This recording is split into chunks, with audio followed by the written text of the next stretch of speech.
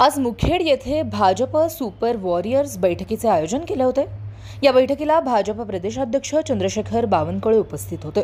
यावेळी जितेंद्र आव्हाड हे स्टंटबाज आहेत, हे माध्यमांमध्ये चर्चेत राहण्यासाठी रोज काहीतरी नवीन करतात।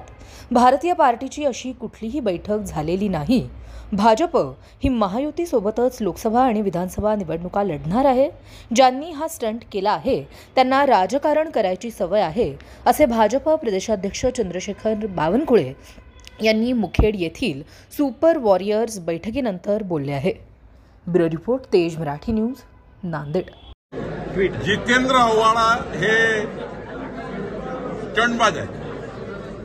जितेंद्र आव्हाडाला रोज काहीतरी स्टंट करायचा असतो आणि मीडियामध्ये राहायचं असतं। भारतीय जनता पार्टीची कुठलीही बैठक झाली नाही, संघासोबत तर बिलकुलच झाली नाही। संघ अशा बैठकी घेत नाही आणि कोणताही असा निर्णय नाही। भारतीय जनता पार्टी ही महायुतीमध्येच लढणार आहे, लोकसभेतही लढणार आहे, विधानसभेतही लढणार आहे।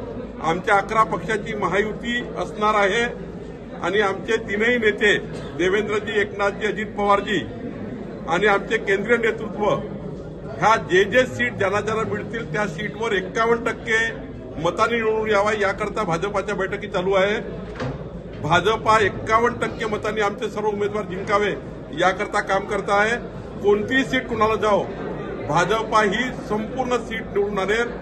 एकनाथ शिंदेजींच्याही, अजित पवारांच्याही, आणि ज्या ठिकाणी आम्ही लढू त्या ठिकाणी अजितदादा आणि एकनाथ शिंदेजी आमच्या सीट निवडून आणण्याकरता प्रयत्न करणार आहे। जितेंद्र आव्हाडांनी हा स्टंट केला आहे, त्याला स्टंट करायची सवय आहे।